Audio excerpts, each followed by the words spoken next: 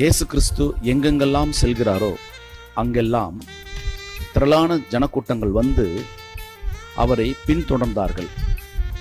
அப்பொழுது ஆண்டவர் இயேசு கிறிஸ்து அவர்களுடைய நோய்களையும் வியாதிகளையும் குணமாக்கி அவர்களுக்கு ஏற்ற விதத்திலே ஆகாரத்தையும் கொடுத்து அனுப்பினார். அவர்கள் வந்தவர்கள் வெறுமையாய் போகவில்லை, சந்தோஷத்தோடும் மகிழ்ச்சியோடும் போனார்கள்.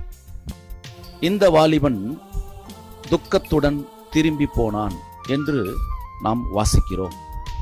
ஏன் துக்கத்துடன் அவன் போக வேண்டும்? ஏன் தெரியுமா?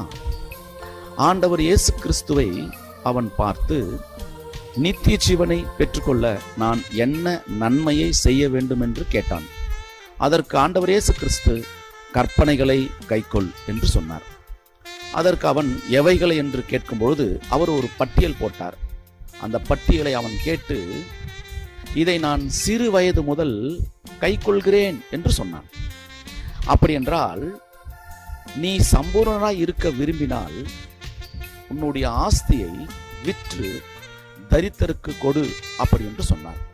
அவன் உடனே மனமுடைந்து துக்கமடைந்து துக்கத்துடன் திரும்பி போனான்.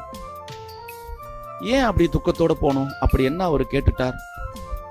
அவன் இயேசுவை விரும்பினான், நித்திய ஜீவனையும் விரும்பினான். ஆனால் செல்வத்தை விட முடியவில்லை. அவன் இயேசுவிடம் வந்தான், உண்மையை கேட்டான், கீழ்ப்படியவில்லை.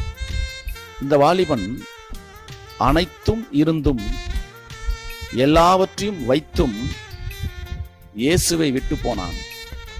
ஆனால் ஒருவர் எல்லாவற்றையும் விட்டு இயேசுவை பின்தொடர்ந்தார்.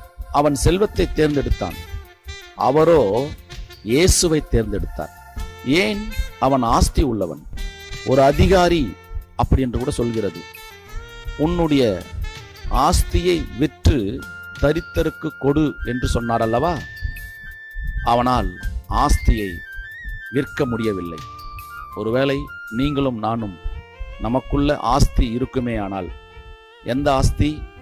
பெருமை, மேட்டிமை, ஆசை, பேராசை, உலக கவலை, உலக இச்சை, இவைகள் இன்னும் நிறைய இருக்கிறது. இவையெல்லாம் இருக்கும் என்று சொன்னால், இவைகளை விட்டு விட்டு இயேசுவை பின்தொடர்வோம்.